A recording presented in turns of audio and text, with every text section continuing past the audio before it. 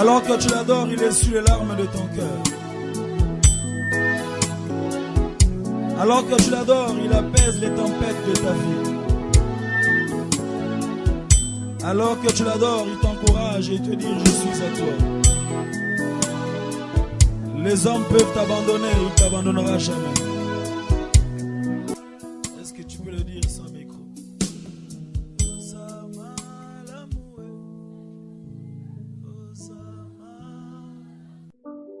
L'expérience particulière avec Dieu ce soir. Voilà pourquoi, sans plus tarder, je vais appeler l'homme de Dieu, le pasteur Jean-Claude Ndagano. Pendant qu'il s'approche, nous acclamons Dieu.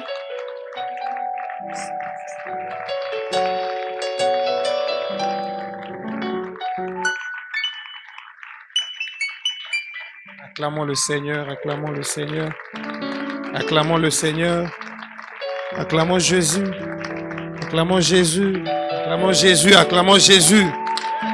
Je disais acclamons Jésus, je disais acclamons Jésus, Jésus, Jésus. Seigneur Père très saint, je voudrais te rendre grâce. Je voudrais reconnaître une fois de plus ta faveur sur moi. Alors que je me tiens debout pour apporter ta parole. Bénis ton peuple. Au nom de Jésus-Christ. Amen. On peut s'asseoir.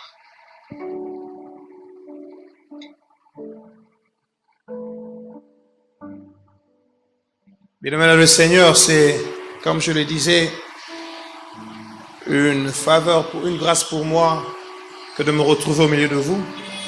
Je remercie le Seigneur pour cette faveur. Je dis merci une fois de plus à l'homme de Dieu Henri Papa Moulaja et toute l'équipe dirigeante de la cellule Souffle de Vie pour la confiance en ma personne et m'avoir permis à venir apporter la parole en ce lieu. Je m'appelle Jean-Claude Ndagano, je suis pasteur associé à l'église Réma en Afrique du Sud, à l'extension de Potchefstroom dans le Nord-Ouest. Là où je sers le Seigneur et là où je vis avec ma famille. Je suis médecin, je suis en devenir d'être spécialiste d'ici la fin de l'année. Et même quand je deviendrai spécialiste, je me rappellerai toujours de ma source. J'ai étudié à l'université de Kinshasa et en première année, j'avais échoué. En première année, j'avais échoué. En 1991, première année médecine, j'avais échoué. Et quand je dis échoué, je dis échoué. On appelle ça un pourcentage. On a 37%. C'est à moitié. Faut qu'à moi. 37% pour les gens qui vont à l'université, on dit quoi? Renault. Refusé, refusé, refusé, refusé. À l'université, on dit quoi? Refusé. Ok. Je commence par là. L'université dit refusé. Mais comment tu es devenu médecin? Parce que c'était à la faculté de la médecine. En 1991, la délibération au mois de septembre en 1992, mon nom était lu parmi les refusés. Quand on a affiché le nom, c'était 37%.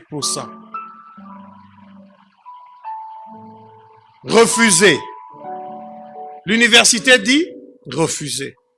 Mais heureusement pour moi, Dieu n'a pas dit refusé. Est-ce que je peux parler à quelqu'un? Il y a une femme qui était stérile. Mais quand Dieu racontait l'histoire à Marie pour sa cousine Élisabeth, qui avait été stérile pendant des années, qui atteignait déjà la ménopause, Dieu dit, et même Élisabeth, virgule, celle qu'on a appelée la stérile. J'aime Dieu parce qu'il donne des précisions. Il n'appelle pas stérile ce que lui a créé parce qu'il sait qu'il est capable de donner vie. Il dit, on l'a appelé stérile. Heureusement, refuser ne venait pas de Dieu. Refuser venait des hommes. Bon, maintenant, quand c'est un homme qui a créé un problème, l'homme est capable de résoudre ce problème. J'avais pas besoin de prier pour ça. Ce même jour, le doyen de la faculté de médecine, le professeur Machako Mamba, est venu lui-même dans son bureau. Il a pris une lettre qu'il a écrite. Et la lettre disait ceci. Objet, mesure de grâce. Souligné. Tout étudiant ayant eu 37% au-delà est récupéré comme en journée totale. Heureusement, j'avais pas 36. Si j'avais 36, ma chaque collègue descend à 36. Parce que la mesure de grâce a bénéficié à tout le monde à cause de moi. Est-ce que quelqu'un comprend? Si vous comprenez cela, vous comprendrez l'histoire dont je vais vous parler aujourd'hui. La mesure de grâce est venue parce qu'il y avait un jeune homme qui s'appelait Jean-Claude Dagado, qui avait rencontré le Seigneur à peine, qui a commencé à marcher avec le Seigneur. Il ne savait même pas qu'il y avait un Dieu qui, dans les jours qui viennent, allait commencer à intervenir dans sa vie. Nous sommes en train de parler d'un Dieu qui intervient. Il a juste touché un homme. La Bible dit le cœur de l'homme est entre les mains de Dieu. Il est penché tantôt d'un côté, tantôt de l'autre. Pauvre Machako s'est levé. Je ne sais pas piqué par quelle mouche. Pour dire, mesure de grâce. Vous voyez des gens comme nous reconnaissons la valeur de la grâce. Ce que je suis, c'est par grâce. Il y a quelqu'un au ciel qui par grâce un jour m'a regardé. Il dit, ce jeune homme a assez souffert. Ce jeune homme ne vit pas bien. Ce jeune homme a des problèmes. Je lui fais grâce. Je lui fais grâce. Voilà pourquoi je vous dis, je connais ma source. Si tu connais ta source, tu lui donneras plus de valeur que la ressource que tu as. Parce que la ressource est moins importante que la source. Non, refusez. Et puis mesure de grâce. À journée totale. Et puis je refais les examens. J'échoue. Maintenant, j'ai la possibilité de quoi? De reprendre. Qui t'a dit que si tu reprends, c'est fini pour toi? Qui t'a dit que si tu as échoué à une étape de ta vie, c'est que ta vie est un échec? Qui t'a dit que si ça n'a pas marché hier, c'est que ça ne marchera plus encore? Qui t'a dit? Qui t'a dit? Qui t'a dit? Qui t'a dit? Le problème, c'est ce que tu as reçu. L'information que tu as reçue. Et ce que tu as fait de l'information que tu as reçue. Il y a des gens qui reçoivent l'information et qui disent, oui, n'ayam comme un problème nanga. Hypertension nanga, oh yo. Il y a d'autres qui disent, non, elle n'est pas mon hypertension. Elle s'est trompée d'adresse. Le bishop donne un témoignage, il dit, un jour il est parti pour un check-up. On a checké, on l'a regardé, on a fait des examens. Le médecin vient et lui dit, nous avons remarqué que tu as l'hypertension. Il dit, non, it can't be possible. Ça ne peut pas être possible. Il répond comme ceci, il dit, me dire que j'ai l'hypertension, c'est comme dire à un homme qu'il est enceinte. Est-ce que si tu dis à un homme qu'il est enceinte, il va aller faire le test de grossesse? Alors si je veux faire le test de grossesse, je deviens insensé. Je ne ferai même pas le test.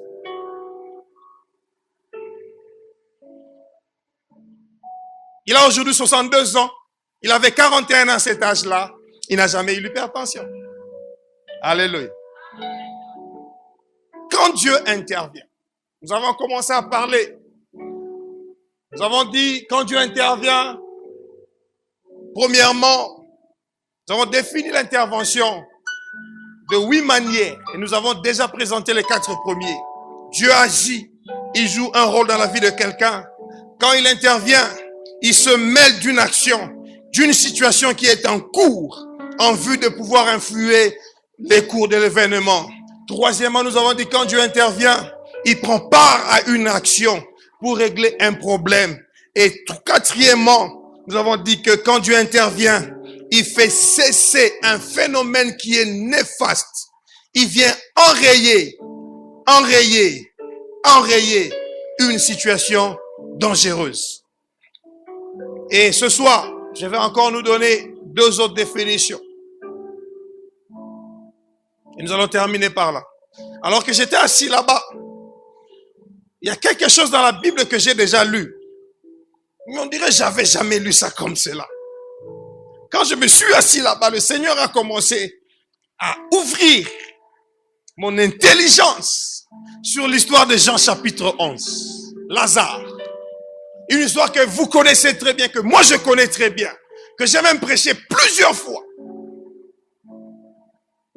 La 5e définition, je vais la prendre, l'expliquer en prenant pour base Jean chapitre 11.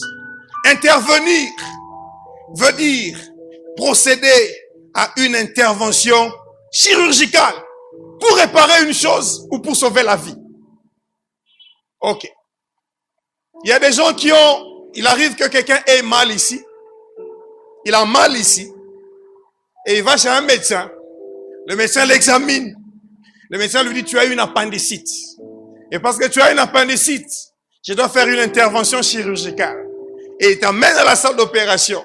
Il va ouvrir ici. Il va aller voir l'appendice, qui est une petite partie du côlon, qui s'est enflammé, qui est devenu grand. Et comme ça commence à toucher le bout des racines nerveuses, ça commence à faire mal. Il fait tout simplement quoi? Il ouvre, il coupe, il ferme, et tu sors. Tu as payé combien? $100, $150, c'est fini. Il a intervenu. Il entre dans ton corps, il ouvre pour réparer quelque chose afin de sauver ta vie. Parce que si l'appendice continue à s'enflammer jusqu'à se rompre, l'appendice c'est pas ce qui. C'est pas ce qui est comme un danger ou ta kufa. Ils ont battu à kufa d'appendicite. Comme sous kufa d'angote. La même chose qui a tué l'un peut ne pas tuer l'autre. Pour msupe obika na malade yo kufa nango. Oh msupe na kufa nango. Malaria pe boma batu. Yo besoin malaria. Msupe besoin malaria. Azo pe 3 doses ya kinini. Ya perfusion mais yo kufa siba. Mais yo ka la dose ya liboso bika pe telemi. On continue à comprimer.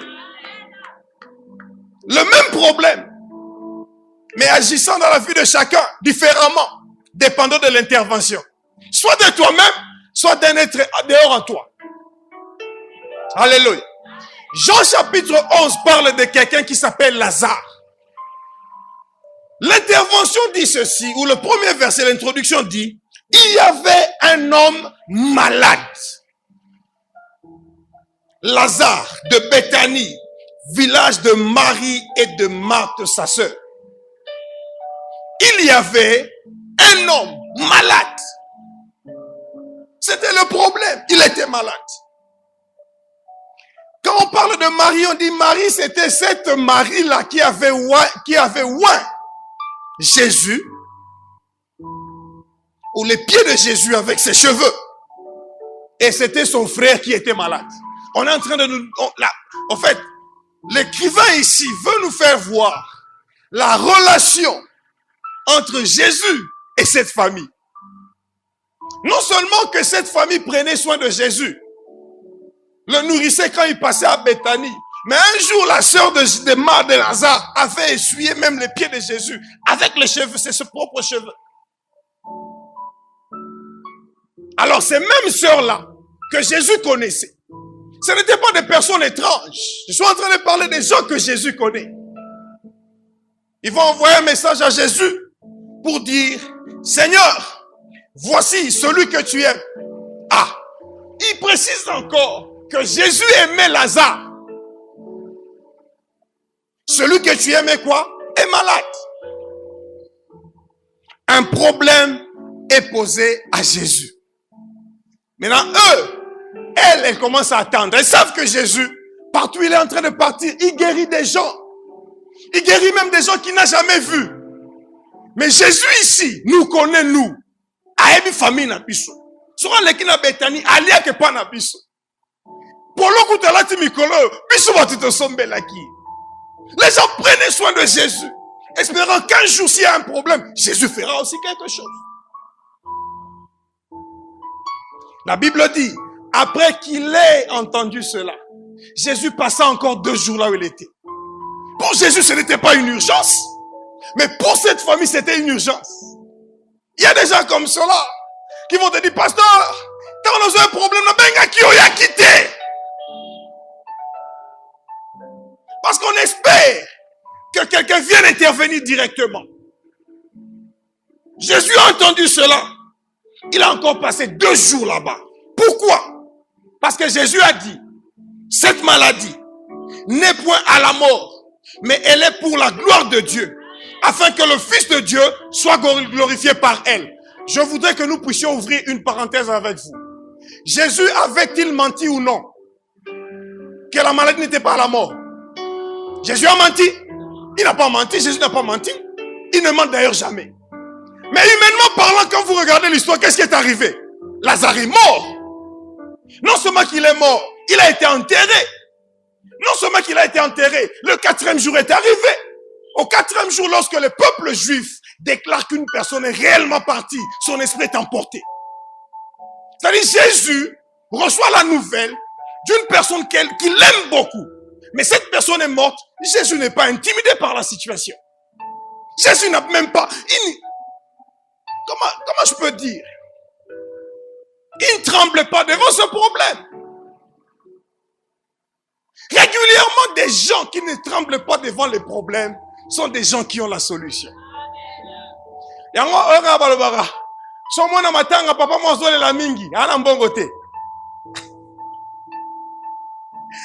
Papa, les litros. Allez, la moine, c'est vrai. Mais pourquoi tu me dis bon, vous êtes? Pour que la ma obligation cotisation. Papa, on s'en va ni sérieux posé.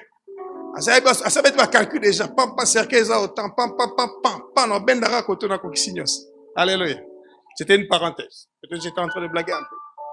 Mais Jésus ne bougeait pas parce qu'il savait qu'il avait la solution. Et il dit, vous n'avez pas à craindre. Cette maladie n'est pas à la mort.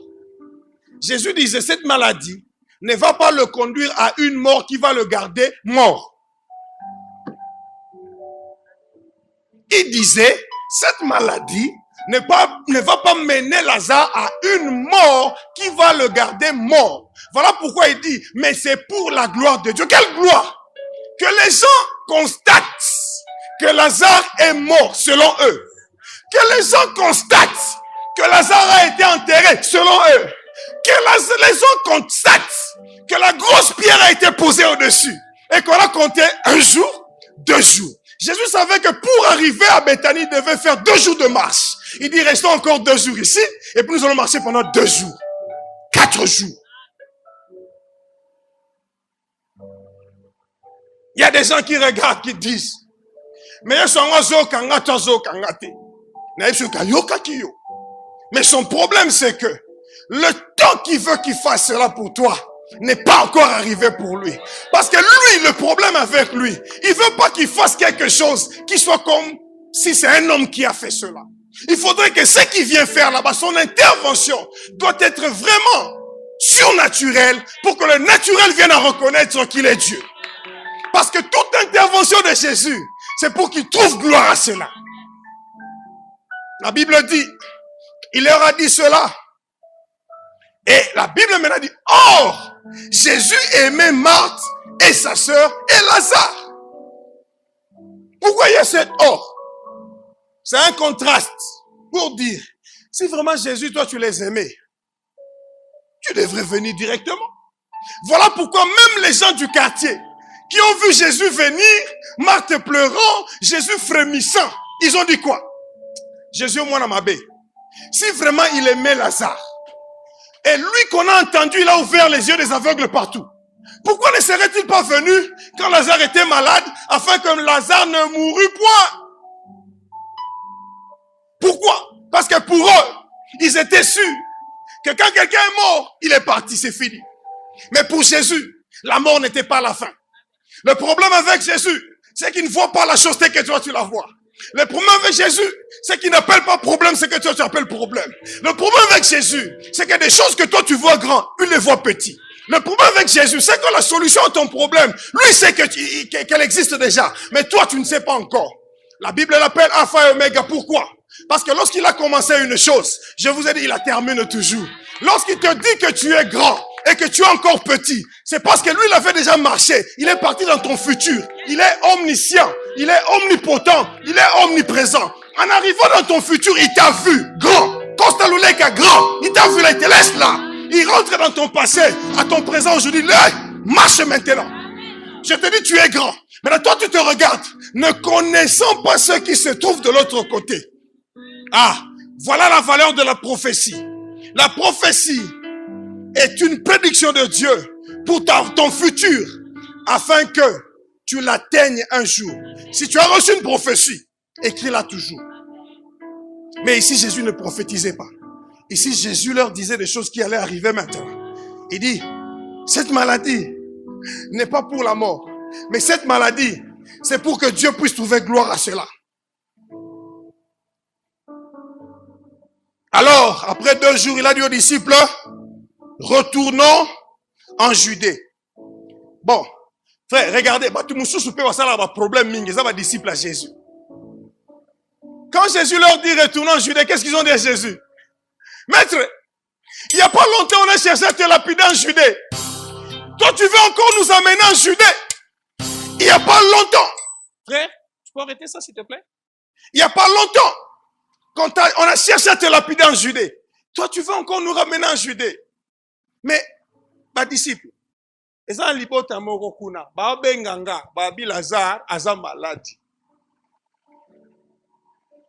Jésus leur a expliqué beaucoup de choses. Ce n'est pas là mon problème. Mais je voudrais passer jusqu'au verset 11. La Bible dit, Jésus dit, après ces paroles, Jésus leur dit, Lazare, notre ami, dort. Mais je vais faire quoi? Je vais le réveiller. Quand Jésus disait, Lazare, notre ami, dort, il ne parlait pas du sommeil. Il parlait de ce que les hommes appellent la mort. C'est-à-dire, hein, les médecins viennent. Quand tu es de garde d'un médecin, tu es dans le couloir, on t'appelle. Les infirmières t'appellent pour dire, docteur, il y a un malade qui vient de mourir. Ou un corps. On veut que tu viennes attester le décès. Quand je viens attester le décès, à la fin, je veux dire arrêt cardio-respiratoire irréversible.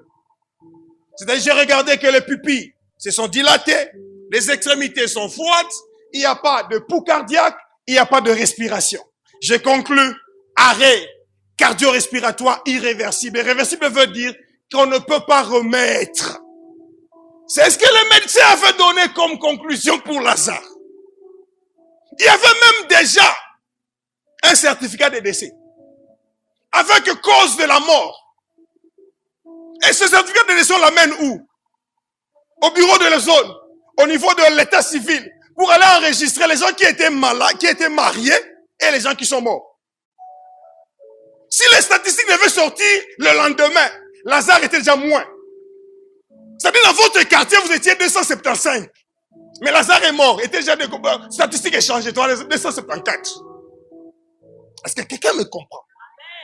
Il y avait une situation qui avait changé tout. La mort de quelqu'un.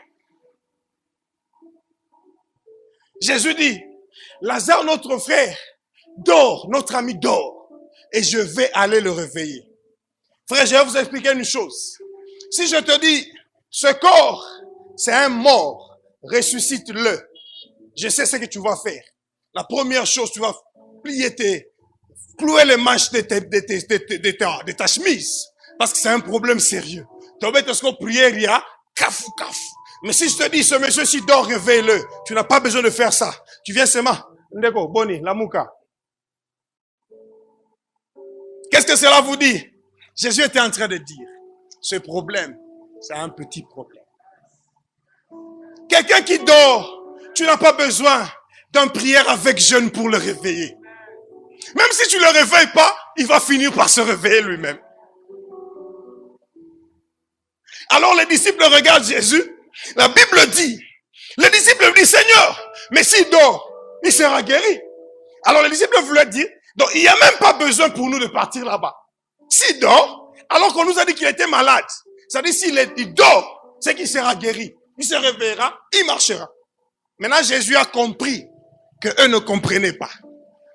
Quand Jésus comprend que tu ne comprends pas, il vient à ton niveau. Il leur dit maintenant, la Bible dit Jésus avait parlé de sa mort, mais ils crurent qu'il parlait de l'assoupissement du sommeil. Alors Jésus leur dit ouvertement, Lazare est mort. Lazare est mort. Bien-aimé, chaque fois que Jésus donne une conclusion négative dans la vie de quelqu'un, c'est parce qu'il veut la changer en une situation positive. Il n'a jamais donné une conclusion négative pour la laisser comme cela. Il dit maintenant, comprenez-moi maintenant, je vous dis, Lazare est mort. Et comme il avait dit, cette mort, c'est pour la gloire de Dieu. Maintenant, vous allez voir comment Dieu va tirer sa gloire de par cette situation. Alors les disciples ont compris maintenant que la situation était autre. Jésus dit, à cause de vous, afin que vous croyiez, je me réjouis de ce que je n'étais pas là. Mais allons vers lui. Je voudrais dire à quelqu'un ceci. Deux fois Jésus fera un effort pour paraître comme s'il n'est pas là. Afin que toi tu pleures encore et que les hommes disent, lui il était ami à Jésus. Maintenant il a un problème. Jésus n'intervient pas. Nous savons que Jésus a été son ami. Maintenant qu'il est entré en Makala, Jésus n'a pas intervenu. Mais Jésus dit ceci. Laissez que la situation aille jusqu'au bout. Quand ça paraît comme pourrir, alors moi je vais intervenir. Lorsque l'armée d'Israël l'armée de Pharaon attaquait Israël, Dieu n'a pas tué Pharaon en dehors de l'eau. Alors qu'il avait déjà ouvert la mer rouge pour faire passer Israël. Les Israélites regardaient, ils ont commencé à avoir peur. Ils étaient en train de courir, les ennemis les suivaient. Dieu leur a dit, les Égyptiens que vous voyez maintenant, vous ne les verrez plus jamais. Mais Israël disait, ils sont encore là. Dieu dit, ce n'est pas un problème. Lorsque tes ennemis se rapprochent plus près de toi, Dieu est en train de chercher, de te tirer d'abord en dehors de l'eau. Lorsque tout Israël est complètement dehors et que tous les ennemis sont complètement dedans, Dieu se décide maintenant à souffler pour que les eaux se referment et que toute l'armée de Pharaon soit engloutie. Pas un seul est resté. Mais pour Israël, waouh, ils sont en train de venir tout près de nous. Dieu a dit, les Égyptiens que vous voyez maintenant, vous les verrez plus jamais. Alléluia. Jésus, étant arrivé, trouva que Lazare était déjà depuis 4 jours dans le sépulcre. Croyez-vous que Jésus était surpris par cela? Non. Il savait déjà que c'était la situation. Alors, quand il y a une situation pareille, on a besoin d'une intervention. Il est 4 jours dans le sépulcre. Il faut une opération. Que quelqu'un vienne, enlève la pierre. Non seulement la pierre est un problème. Aller délier les bandages. Non seulement que ça c'est un problème, mais le cœur ne bat plus. Les poumons ne respirent plus. Il faut redonner tout ça. Jésus intervient maintenant comme un chirurgien. Et un bon chirurgien sait où est-ce qu'il place sa bistouri. Quand tu as une appendicite, on ouvre ici, pas là-bas. Est-ce que je parle à quelqu'un? Quand tu as une appendicite, on ouvre ici et pas là-bas. C'est pourquoi, dans le langage de l'armée, on parle de frappe chirurgicale. Lorsqu'on atteint exactement le point qu'on veut atteindre. Une frappe chirurgicale. Dieu, lorsqu'il frappe chirurgicalement, il atteint exactement la chose qui a un problème. Il arrive, il entre comme ça. La famille apprend que Jésus est là. Marthe sort la première. Il y a beaucoup de Marthe à l'église encore aujourd'hui. Les Marthes sont des personnes qui viennent rappeler à Jésus qu'il a oublié ses devoirs. Les Marthes sont des personnes qui viennent rappeler à Jésus qu'il croyait qu'il les aimait.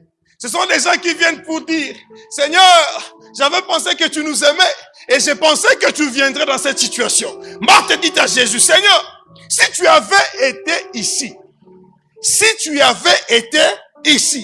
mon frère ne serait pas mort. Mais il dit ceci, mais maintenant, même je sais que tout ce que tu demanderas à Dieu, Dieu te l'accordera. Où est-ce qu'il a appris ça? Des enseignements de Jésus.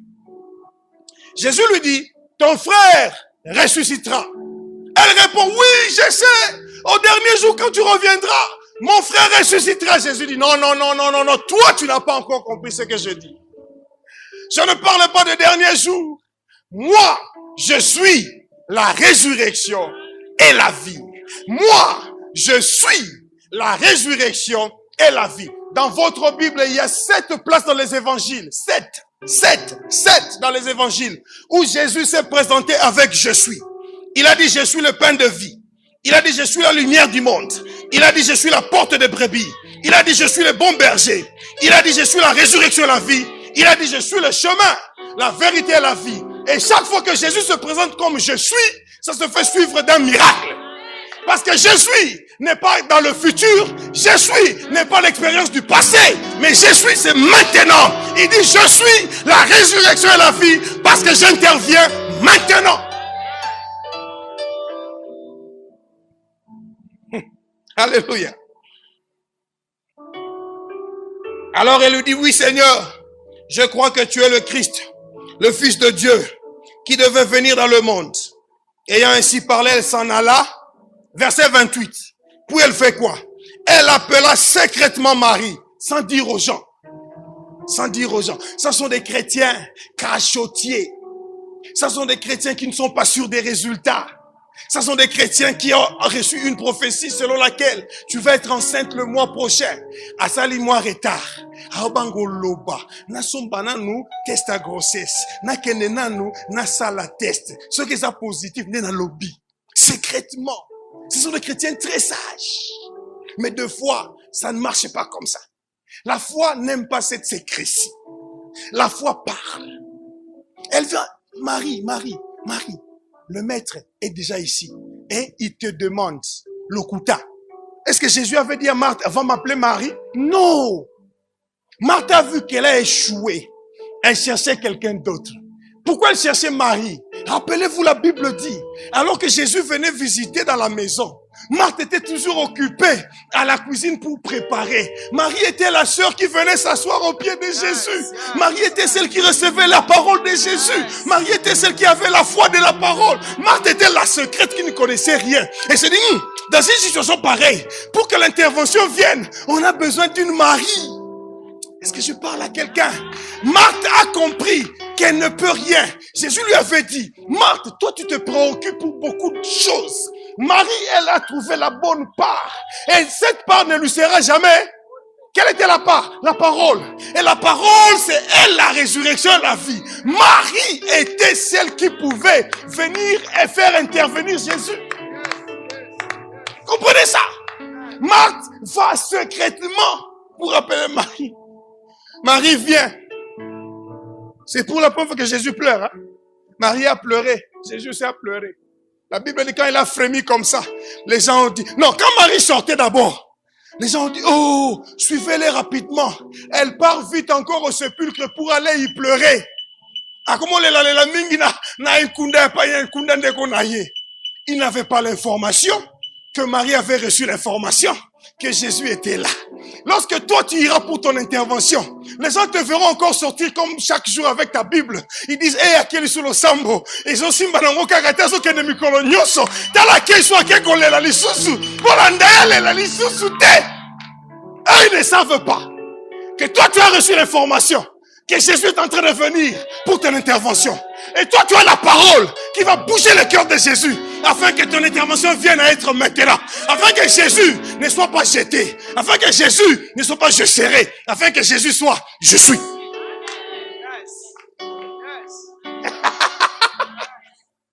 Les gens n'avaient pas la bonne information. Marie avait la bonne information. Quand les gens suivent, Jésus aimait. Et il avait su que c'était l'occasion. Parce que Jésus attend que ton problème devienne populaire. Afin que la solution soit plus populaire. Ah, vous comprenez?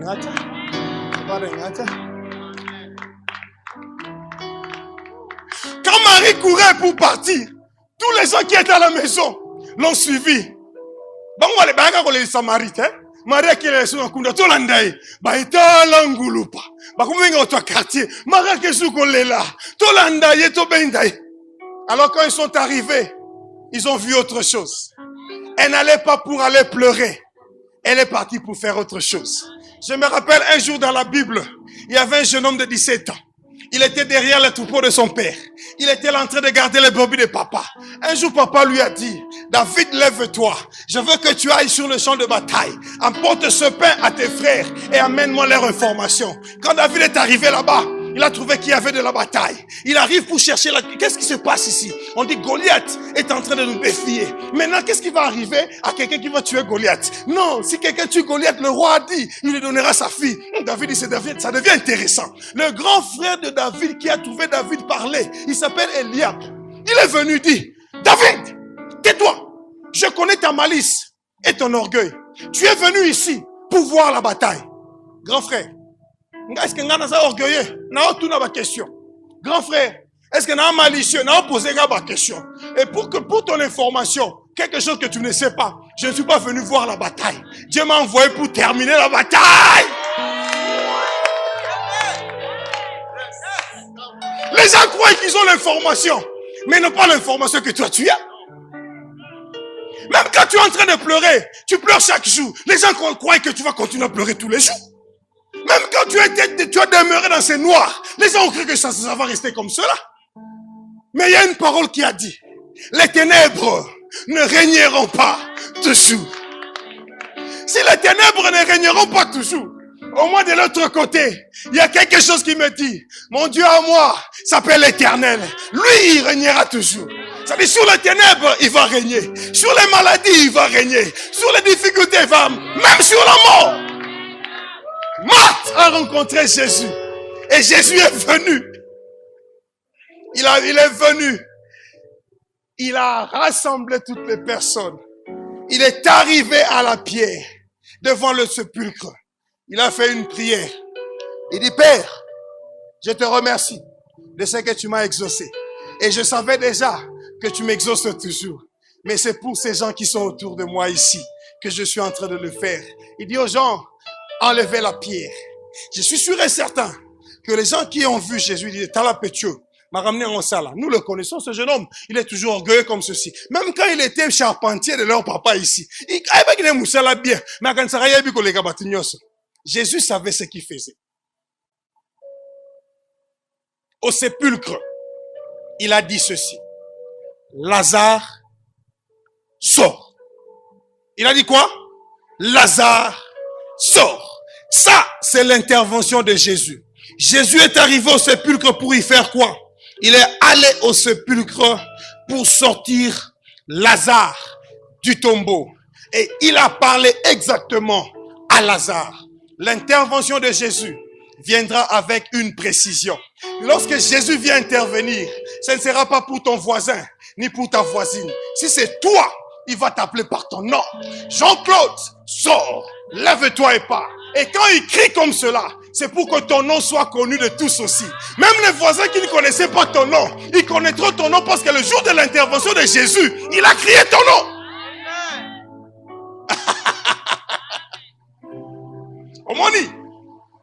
Omoni qui est comme international. Yo quand c'est local. Mais problème n'est pas local pour comme ça international. Et ça va localement pour une solution nationale. Pour les jours ils ont une solution. Télé 50 et l'obéli yango. RTNC l'obéli yango. Na ba to côté kuna RTG pe ba l'obéli yango. Aucun journal télévisé ba beti yango li sous sango. Et ça journal télévisé chrétien ils vont en parler. Et les journaux écrivent aussi. Et enfin quelqu'un qui n'était pas connu, il devient connu. Il devient connu. Il devient connu. Il devient connu. Pourquoi? Parce que même au fond, là où tu te trouves, lorsque tu vas dans les news, les gens te connaîtront. Jésus a laissé ce problème devenir beaucoup plus grave afin que la solution qui va venir soit grande pour que la multitude des personnes connaissent la situation et en parlent encore. Amen. Amen. S'il y a quelqu'un en ce lieu qui croit que son problème commence à devenir difficile, là où tu es, je veux souvent que tu fermes les yeux avant que je continue, que je prie avec toi. Ferme nos yeux, ne te courber. Tu n'as pas besoin de te montrer, ni de lever ta main. Mais je suis en train seulement de te parler. Si tu es ici et que tu as entendu la voix de Dieu, et que tu crois que ton problème est en train de traîner, tu crois que ton problème est en train de devenir de mal en pis, c'est-à-dire, ezalaka mouké, mais depuis que tu pries, la solution ne vient pas. On dirait même que beaucoup plus quand tu pries, ou pendant que tu es en train de prier, le temps passe, la situation devient plus difficile. Quand Abraham avait 75 ans, sa femme avait 65 ans, il avait reçu la promesse qu'ils auraient un enfant. Il pouvait encore croire un peu, parce que c'était pas très loin de la ménopause. Mais quand il a eu 90 ans, et que la femme avait 80 ans, sa foi a commencé à trébucher. La Bible dit, Dieu est rentré pour rappeler à Abraham la promesse qu'il lui avait faite. Je suis venu te rappeler la promesse de Dieu. Le problème que tu as ne va pas t'engloutir. La situation dans laquelle tu passes ne va pas te tuer. La pierre qui est posée sur toi ne va pas t'enterrer. Parce que Jésus a la parole qui dit, ôtez cette pierre. Ôtez cette pierre. ôtez cette pierre. La situation dans laquelle tu as été engouffré, je la déclare maintenant libérée. Libérée de toi. Et tu es libre au nom de Jésus. Amen. La deuxième définition de ce soir, et je vais terminer par là. Intervenir veut dire envoyer des forces militaires dans un pays étranger pour soutenir une action politique ou diplomatique. C'est comme dans l'histoire que je venais de parler maintenant. Mais dans l'histoire de l'intervention chirurgicale, je me rappelle d'une situation encore, d'une femme, dans Luc chapitre 13. Si vous pouvez ouvrir vos Bibles, dans Luc chapitre 13, le verset 11 à 17. Procéder à une intervention chirurgicale, mais aussi envoyer des forces militaires dans un pays étranger pour soutenir une action politique ou diplomatique. Quand on intervient, quand une puissance intervient dans une autre nation, c'est-à-dire il est en train de partir soutenir un allié. Dans les nations, il y a ce qu'on appelle des alliés. C'était des gens qui sont en alliance. Alléluia. Comprenez maintenant l'histoire que nous allons lire maintenant. La Bible dit dans Luc chapitre 13, à partir du verset 11. Et voici, il y avait là une femme possédée d'un esprit qui la rendait infirme depuis combien de temps? 18 ans. Elle était courbée et ne pouvait pas du tout se redresser. Elle marchait comme ça, cette femme, elle était courbée. Les gens avaient connu cette femme courbée, mais personne n'avait rien fait pour elle. Lorsqu'il la vit, Jésus lui adressa la parole et lui dit, femme, tu es délivrée de ton infirmité. Toutes les interventions que nous avons vues jusque-là, la plupart d'entre elles étaient des situations où l'homme a eu un problème et est parti vers Jésus. Mais cette fois-ci, c'est Jésus qui est venu vers cette femme. Et pourquoi cela? Je vais vous rappeler. Parce qu'ils sont en alliance. J'ai parlé d'un État en alliance. Aujourd'hui dans le monde, n'importe quel pays qui attaque Israël, avant même que vous vous réveillez le matin, les États-Unis d'Amérique vont entrer dans l'Ikambouana. Parce que les États-Unis sont en alliance avec Israël. Et c'est clairement écrit dans leur constitution que si vous attaquez Israël, vous attaquez l'Amérique. Ils ont compris le verset de la Bible qui dit, celui qui te bénira sera béni. Celui qui te maudira sera maudit. Les États-Unis sont ceux qui sont parce qu'ils savent bénir Israël. Jésus vient, la Bible dit, dans le temple, il dit à la femme, femme, tu es délivrée de ton infirmité. Et il lui imposa les mains. À l'instant même, elle se redressa et elle glorifia Dieu.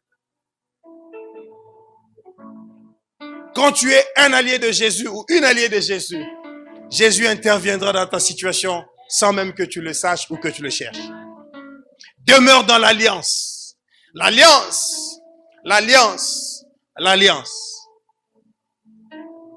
C'est un pacte entre deux personnes, deux organisations ou deux nations qui est signé pour dire, nous ferons ceci entre nous dans les cas où ceci arrivera.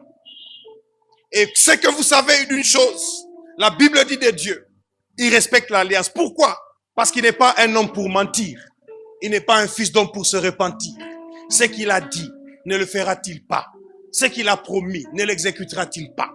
Si en alliance avec Jésus, si tu es en alliance avec Jésus, tout ce qui est écrit dans ce livre d'alliance, qui est la parole de Dieu, est tien. Alléluia. Ceci est une autre dimension de l'intervention du Seigneur. Repère la parole de Dieu qui vient toucher ta situation et réclame ce que cette parole dit.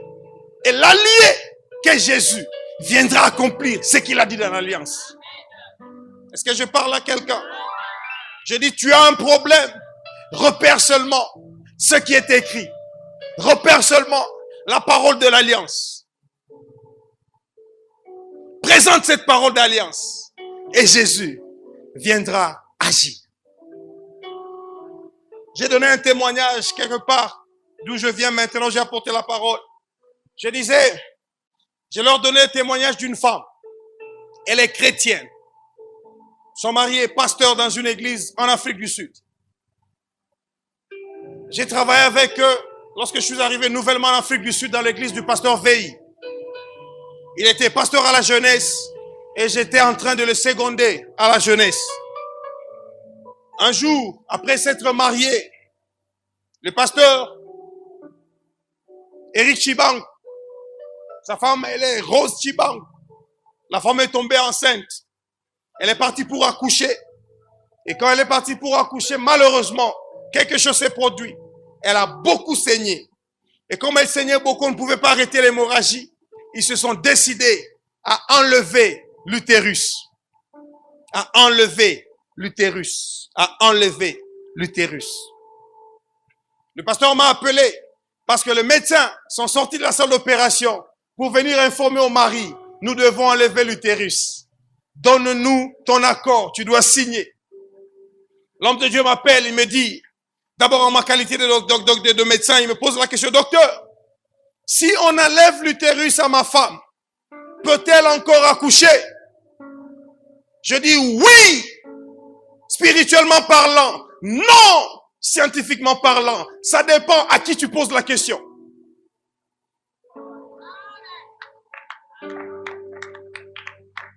C'est-à-dire, si tu poses la question à un médecin qui est intelligent, qui va te dire que pour que tu tombes enceinte, l'œuf doit sortir de l'ovaire, marcher dans le tube fallopian tube, tube de Fallope, venir comme ceci, arriver dans l'utérus, se rencontrer avec le spermatozoïde, féconder, s'implanter à l'endomètre qui est dans l'utérus, donner ce qu'il faut à cet embryon pour qu'il devienne embryon et le relâcher dans l'utérus pour devenir un fœtus. Le processus se passe où? Dans l'utérus. Et quand il n'y a pas d'utérus, elle ne peut pas accoucher. C'est un médecin qui vous explique. Mais si tu poses la question à un enfant de Dieu qui s'appelle Jean-Claude Dagano, qui connaît par la foi que tout est possible à celui qui croit, je te dirai oui, tu peux. Elle peut. Alors elle me dit, dans sa sconine, pas au Seigneur brusquement, balongola utérus. Nous allons prier, c'était au téléphone. J'ai prié avec lui au téléphone. J'ai dit, cette femme, Maman Rose, aura encore des enfants. Au nom de Jésus. Au moment où nous parlons, à la fin de la réunion, si vous voulez, venez vers moi, je vais vous donner le numéro de téléphone du pasteur Eric. Parce que même quand je venais ici, il était mécontent, il dit, tu n'as pas mis le témoignage dans le livre. Cette femme a 3 enfants, après que l'utérus ait été enlevé. Elle a 3 autres enfants, après que l'utérus ait été enlevé. Et le jour qu'elle a eu la deuxième grossesse, elle est rentrée dans le même hôpital. Chez un médecin blanc qui a pris le dossier, qui ouvre le dossier, qui regarde l'histoire passée. Dit, madame, you can't be pregnant. Tu peux pas être enceinte. Dieu aime lorsque l'homme te dit tu ne peux pas. Il se présente pour dire, moi je peux avec lui. Il dit, you can't be pregnant. Elle dit, I am pregnant. Unfortunately, I am pregnant. Malheureusement, je suis enceinte. Elle dit non, on va faire une échographie. Il a fait une échographie. L'enfant était dans le ventre. Il dit peut-être que c'est une grossesse abdominale. Parce que ça existe. Mais une grossesse abdominale ne peut pas atteindre 16 semaines. Cette grossesse était de 24 semaines. L'utérus était bien formé. Et l'enfant est né de cet utérus. Ce monsieur a donné sa vie à Jésus. Parce que ton miracle sera pour attirer la gloire de Dieu et attirer plusieurs vers Jésus. Jésus ne fait pas un miracle pour te faire un homme populaire grand. Il fait un miracle afin que son nom qui est grand devienne encore davantage grand. Ce que Jésus fait en nous, c'est pour que nous puissions lui donner plus de gloire. Dieu aime quand on te dit tu ne peux pas. Rappelle-toi toutes les personnes qui t'ont dit tu ne peux pas. Prends maintenant tous les tu ne peux pas. Présente-les devant le Seigneur pour dire je peux tout avec toi. Voilà pourquoi un petit apôtre qui n'avait jamais vu Jésus, qui n'avait pas été parmi les 12, il n'avait pas vu Jésus physiquement.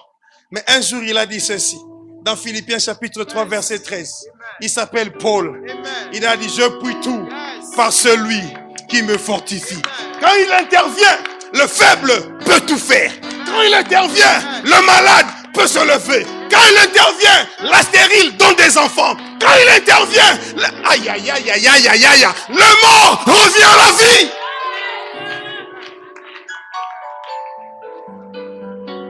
La femme courbée. Jésus lui dit, sors, esprit infirme est sorti de toi. Je vous disais, Jésus fait des frappes chirurgicales. Quand les gens te diront, ton dos est courbé à cause de la vieillesse. Les gens te diront, ton dos est courbé parce que tu as la bosse. Les gens te diront, ton dos est courbé parce que ta colonne vertébrale a une scoliose. C'est une malformation congénitale. Les gens te diront, ton dos est courbé parce que tu as la maladie des jaunes, qui est une maladie qui courbe la colonne vertébrale. Mais Jésus n'a pas dit ça. Jésus te dit, esprit infirme qui courbe ce dos, sort de cette femme. Quand l'esprit impur sort, le dos rentre tout droit. Je dis à quelqu'un, ce qui était courbé dans ta vie, rentre maintenant tout droit. Rentre maintenant tout droit. Rentre maintenant tout droit. Rentre maintenant tout droit. Rentre maintenant tout droit. Au nom de... Alléluia. Je vais terminer par ceci. Une autre intervention chirurgicale que Jésus a faite. Dans Genèse chapitre 2. Après qu'il ait tout créé. Il a fini de créer Adam. Le 6e jour, il veut se reposer. La Bible dit, Dieu lui-même a constaté. Genèse chapitre 2, verset 26. Dieu dit ceci. Il n'est pas bon que l'homme soit seul. Je lui ferai une aide. Ce n'est pas Adam qui avait constaté ça d'abord. Dieu s'est dit lui-même. Il n'a pas dit à Adam. Il a dit dans le conseil de Dieu, il n'est pas bon que l'homme soit seul. Maintenant, Dieu dit à Adam, va donner des noms à tous les animaux.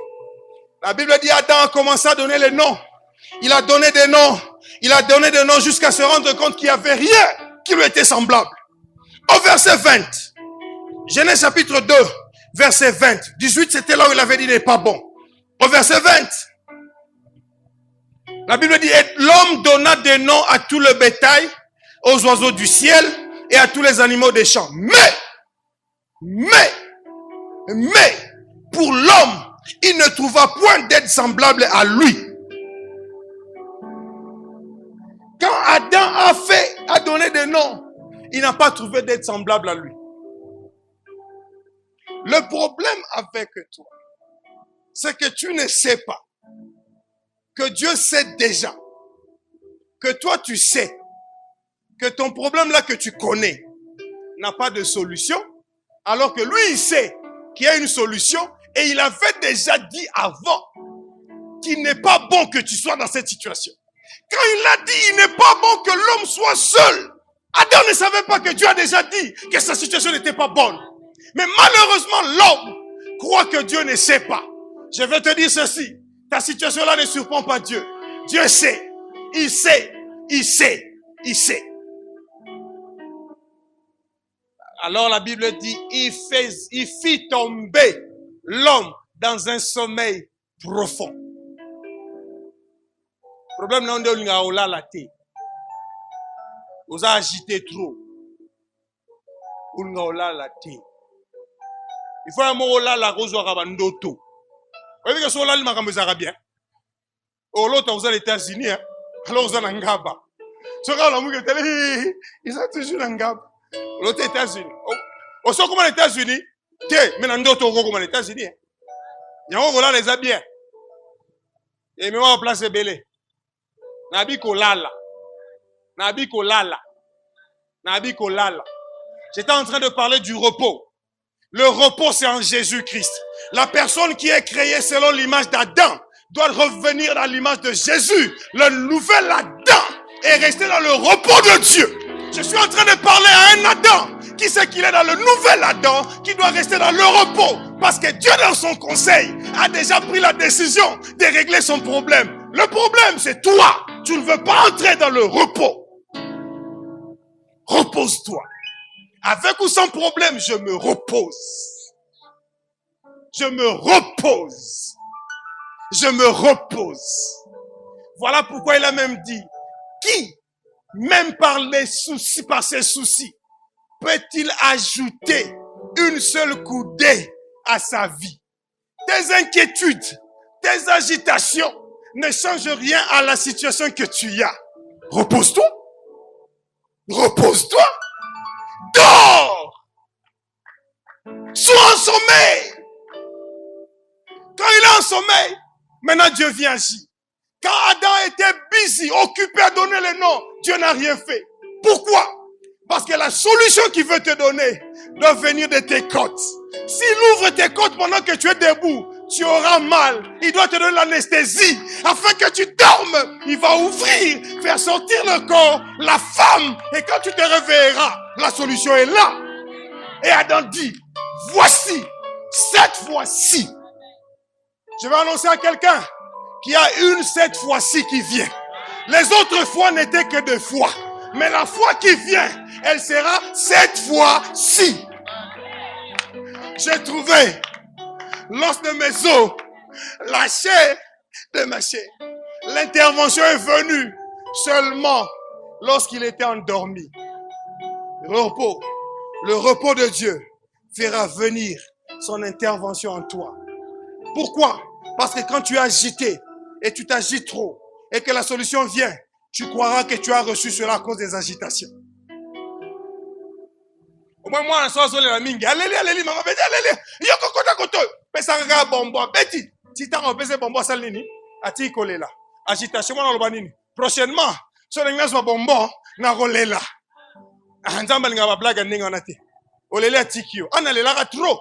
Mais le jour qu'il a fait un vœu, parce que c'était une frappe chirurgicale, Dieu dit maintenant, je vais agir. Le visage a changé. Sois dans le repos de Dieu. Le repos, c'est en Jésus-Christ. J'ai Jésus, j'ai le repos. Que Dieu vous bénisse. Levons-nous la présence de Dieu. Levons-nous la présence de Dieu. Acclame-le très bien. Acclame-le très bien. Acclame-le très bien. Acclame-le, acclame-le, acclame-le, acclame-le, acclame-le, acclame-le. Très bien.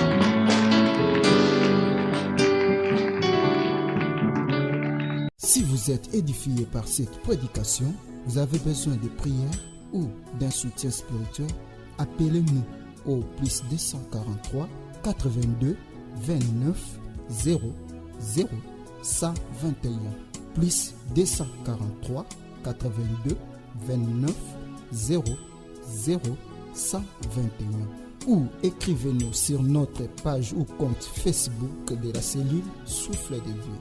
Que Dieu vous bénisse.